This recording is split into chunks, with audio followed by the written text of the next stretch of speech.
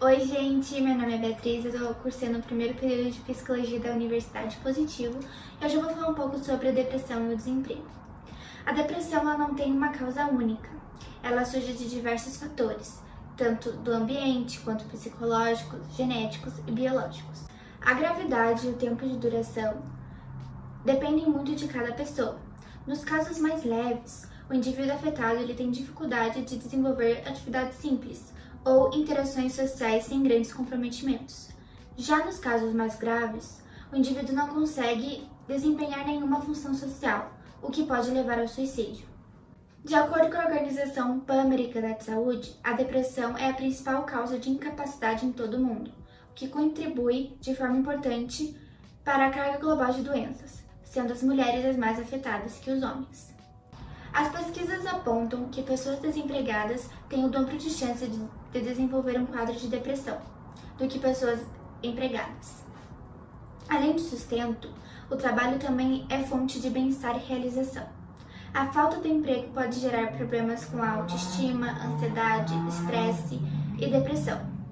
A depressão acaba fazendo com que a pessoa deprimida tenha menos vontade de procurar novas oportunidades e se sinta desanimada, o que vai fazer com que fique cada vez mais difícil encontrar estratégias e formas de se empregar novamente. Em meio ao desemprego, uma série de sentimentos negativos podem invadir a mente do profissional, mas entender o real estado de saúde mental e ficar atento aos sintomas é importante para diferenciar a tristeza e o desânimo momentâneo de algo mais sério como a depressão.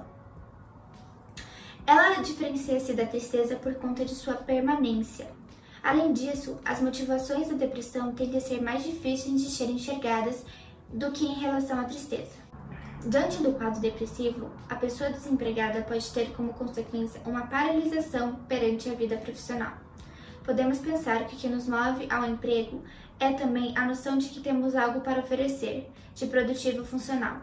Se essa noção estiver submetida, a crença de que não temos nada de construtivo para oferecer pode levar o sujeito a desistir de sua procura e o sentimento de não pertencimento pode instalar-se, sendo um sinal importante que demanda auxílio.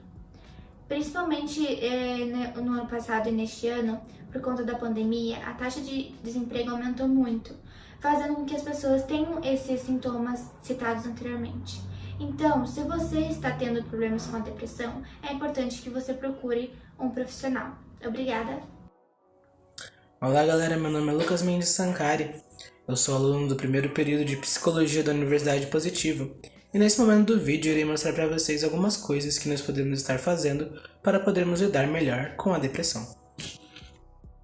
A primeira coisa que nós podemos estar fazendo para podermos lidar melhor com esse problema mental é ter um equilíbrio na nossa vida. Nós devemos alternar as obrigações do nosso dia a dia com as atividades prazerosas, porque sim, quando nós estamos desempregados, nós temos o problema de estarmos procurando emprego, temos que fazer alguma atividade para trazer sustento para nossas famílias ou para o nosso sustento próprio. E muitas vezes esquecemos de praticar atividades prazerosas que causam nosso bem-estar. Para isso, existe um meio que nós podemos estar avaliando como é que está nosso equilíbrio de vida. Se chama a roda da vida, o SWOT pessoal. O SWOT pessoal ele tem como ideia você ver as áreas que estão mais equilibradas na sua vida, ou desequilibradas. Ela visa a parte de qualidade de vida, sua qualidade pessoal, a profissional e os relacionamentos. Ver como está o seu meio de saúde e disposição, ver como está seu equilíbrio emocional. Isso é com base em você mesmo. Você vai ter que fazer uma autoanálise de como você está e ir ajustando com base nas suas necessidades. Segunda coisa que nós podemos estar fazendo para estarmos menos suscetíveis à depressão é a qualidade do nosso sono. A qualidade do nosso sono traz uma disposição física e mental, dá uma sensação maior de energia psíquica, física e intelectual, exigidas para que nós tenhamos um dia bem melhor e um dia bem produtivo. A ausência de um sono reparador compromete a nossa funcionalidade cognitiva, a funcionalidade dos nossos pensamentos e compromete a nossa saúde física e mental. A ausência de um sono atua de forma dramática na obesidade e também no sobrepeso, que pode acarretar na depressão por você não estar satisfeito com o seu corpo. As pessoas que têm uma privação no sono demonstram mudanças de humor e no comportamento. Os homens geralmente tendem a ser mais agressivos com a falta do sono. Já as mulheres têm a tendência de se sentirem mais sensíveis, com uma confusão mental e têm um sintoma maior de ansiedade por causa da privação do sono. Longas horas sem dormir também tem um impacto muito grande no nosso cérebro, que resulta em prejuízos na realização de nossas atividades, como na tomada de decisões, na categorização, na memória espacial também, na nossa expressão verbal, na criatividade e no planejamento. A privação crônica do sono pode contribuir também para o desenvolvimento de algumas doenças neurodegenerativas, como a Alzheimer e outros tipos de demências. Um terceiro ponto muito importante é a nossa autoestima. Nós devemos ter um bom controle da nossa autoestima. Porque a autoestima, ela vai definir a maneira de como nós vemos nós mesmos e os outros. E também vamos ver como que a gente elege nossas metas e como nós criamos expectativas e nossos anseios. Ela também está relacionada totalmente com a autoconfiança. Porque já quem tem muita autoestima tende a ser mais confiante nas suas tomadas de decisões e sente menos insegurança. Na contramão da autoestima, vem exatamente a depressão, que aumenta as sensações de desconforto, de exaustão, da baixa autoestima e também no estresse, que foi falado durante a semana passada e no começo dessa. A depressão é um transtorno muito comum, mas ela é muito séria, porque ela impacta nos afazeres da nossa vida diária, na nossa capacidade de trabalhar, nossa capacidade de dormir e também de focar nossos estudos, nossos trabalhos, no que nós estamos buscando. Também pode afetar a nossa alimentação e como nós aproveitamos melhor nossa vida. Falando da boa alimentação, ela é nosso quarto ponto. Hábitos alimentares inadequados, como um grande consumo de açúcar e gordura, pode prejudicar a função cerebral geral, pois elas estimulam processos inflamatórios que são nocivos e contribuem diretamente com alguns problemas mentais, como depressão e ansiedade. Por outro lado, muitos outros nutrientes estão diretamente associados com os processos bioquímicos do cérebro, que causam benefícios para a prevenção e auxílio no tratamento da depressão e dos transtornos mentais em geral. Um exemplo é a vitamina D, mais conhecida como a vitamina do sol. Por que vocês acham que o Canadá, Rússia, esses países mais frios têm maiores índices de depressão e de suicídio? Exatamente por causa dessa depressão de inverno, pela falta do sol. Nós devemos repor essa falta de sol, às vezes com cápsulas, mas devemos sempre consultar um médico responsável antes para não nos automedicarmos de forma incorreta. As vitaminas do complexo B também elas são essenciais para nós extrairmos a energia dos alimentos necessárias para a construção de moléculas vitais e da regulação do metabolismo de neurotransmissores, como a serotonina. Todos foram encontrados para aliviar os sintomas de depressão, estresse e de declínio mental relacionado à idade também. O triptofano, que é um aminoácido precursor da serotonina, depende muito da quantidade de carboidrato da dieta que nós temos, que também é importante para a conversão do triptofano em serotonina no cérebro. Quanto maior a quantidade de carboidratos, melhor é a disponibilidade de triptofano na área cerebral. As principais fontes são o leite, banana, aveia, chocolate. A serotonina ela é responsável pela sensação de bem-estar, otimismo e prazer. Ela regula o sono, o humor e a capacidade de aprendizagem. Indivíduos com depressão apresentam geralmente baixos níveis desse neurotransmissor. O quinto ponto importante para ajudar nós a lidarmos com a depressão são os exercícios físicos. Os movimentos motores realizados durante as atividades liberam endorfinas no cérebro, e apesar de ser popularmente conhecida como o hormônio da felicidade, a endorfina influencia também na melhora da memória, na elevação do humor, aumento da disposição física e mental, melhora na concentração, o fortalecimento do nosso sistema imunológico, alívio de dores e tensões musculares e melhora também a qualidade de sono, que foi o nosso segundo ponto. O sexto ponto são as nossas relações sociais. Cuidar de nossos relacionamentos abusivos e tóxicos. Esses tipos de relacionamentos só vão servir para nos deixar mais para baixo, nos deixar mais desmotivados e deixar a gente mais propício a ter problemas relacionados à nossa saúde mental. Sobre esse tema, meu amigo William faz algo sobre isso em seu perfil, explicando como você pode estar num relacionamento tóxico sem perceber, como você pode talvez sair dele um pouco mais e vai te ajudar muito nisso. tem que cuidar das nossas más companhias. Companhias ruins que vão estar sempre te menosprezando, te deixando pra baixo, falando só defeitos, não vai te ajudar em nada. Só vai aumentar seus índices de depressão, deixando você cada vez mais triste e mais sem vontade de fazer as coisas. Nós devemos manter o contato com boas pessoas, que vão se tornar uma rede de apoio para nós todos. A partir do momento que nós temos uma rede de apoio, fica muito mais fácil nós sairmos da depressão ou evitar ela. Boas companhias que nos ajudam a crescer são essenciais para evitarmos os problemas mentais. O sétimo ponto que nós devemos estar sempre cuidando são os nossos pensamentos. Muitas vezes nós temos pensamentos automáticos sobre o que as pessoas pensam da gente ou sobre o que nós mesmos pensamos. Um pouco da terapia cognitiva comportamental fala que antes de qualquer reação nossa, nós temos um pensamento automático para tomarmos essa ação. A situação vai gerar um pensamento automático e a partir disso nós vamos ter uma reação. Nós temos que cuidar exatamente desses pensamentos automáticos, que às vezes podem ser muito depreciativos. Quando alguma situação dá errado, às vezes nós temos a tendência de pensar: eu não faço nada direito, ou eu não sirvo para nada, eu sou um lixo, eu não vou conseguir nada. E isso é errado, você só pode ser ruim naquele quesito em comum. Você só pode ser ruim naquela parte.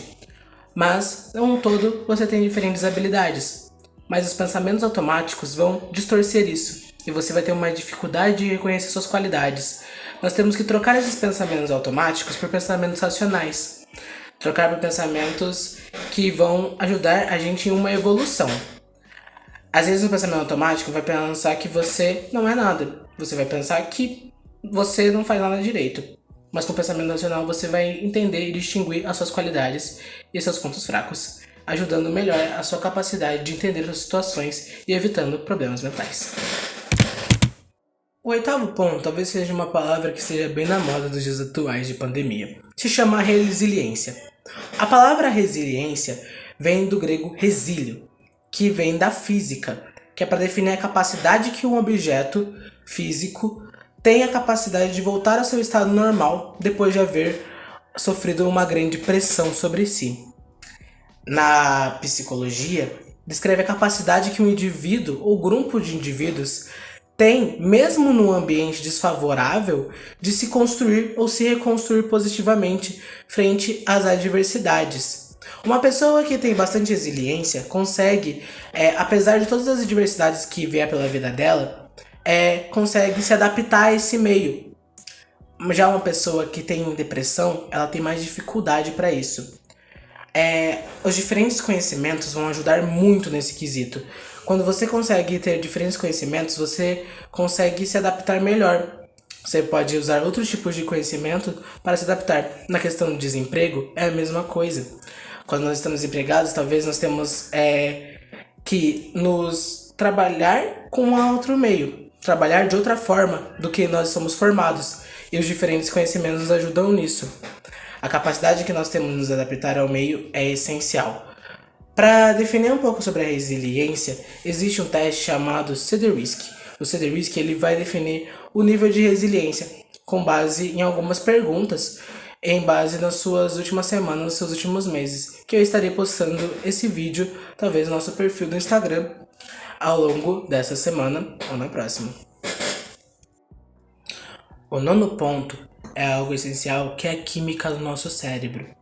Alguns elementos químicos que nosso cérebro produz ajudam na nossa saúde mental. É o exemplo da dopamina. Para nós termos esse elemento da dopamina, é bom nós termos um bom sono, exercícios diários e nós comemorarmos pequenas conquistas. Sim, você reconhecer algumas pequenas conquistas suas ajuda muito na dopamina do cérebro. A serotonina também é um elemento muito importante que já foi comentado nesse vídeo um pouco antes. Nós podemos estar ajudando ela a ser produzida com pequenos atos de gratidão, um tempo com a natureza e recordar bons momentos ajudam na produção da serotonina. A ocitocina, que também é importante, pode ser através da meditação, dos abraços dos seus familiares e de pessoas que você gosta, e atos de generosidade ajudam muito nisso também. A endorfina, que também é conhecida como hormônio da felicidade, quando nós praticamos algum hobby, quando estamos com pessoas que gostamos e quando nos divertimos. Aí nós podemos ver que coisas pequenas e simples nos ajudam a melhorar nossa saúde mental. E a ausência desses elementos químicos vem exatamente no nosso 10º ponto: ajuda profissional. Às vezes, quando nós estamos lá no fundo do poço realmente, ou quando já estamos tendo alguns resquícios de depressão, é muito importante nós já buscarmos ajuda profissional. Porque às vezes nós precisamos retomar esses hormônios importantes com medicamentos. E só pode ser prescrito com a ajuda de um profissional. Além disso, um profissional irá te ajudar a reconhecer melhor quais são os pontos que estão faltando, vão te ajudar melhor com as sessões de psicoterapia a você se autoconhecer. A partir do autoconhecimento, você vai ter uma autoconfiança e uma autoestima mais elevada. O autoconhecimento também vai te ajudar a reconhecer os pontos que você precisa melhorar em si mesmo. E às vezes nós precisamos de uma ajuda de um profissional. Não tenha vergonha nenhuma de buscar ajuda. Psicólogo não é só para quem é louco. Isso é uma ideia muito antiquada do século XIX, das lutas manicomiais e tudo isso mais. Nós precisamos acabar com esses preconceitos. Então, se você realmente tem algum problema da saúde mental, seja depressão, ansiedade ou estresse, entre outros, busque ajuda profissional. Então é isso por hoje, galera. Espero que vocês tenham gostado muito do vídeo, que vocês possam compartilhar, seguir a gente nas nossas redes sociais, no Instagram, no Facebook, curtir nossas postagens lá e qualquer dúvida pode mandar mensagem no direct no Instagram ou mandando mensagem para a página no Facebook. Muito obrigado e um bom dia.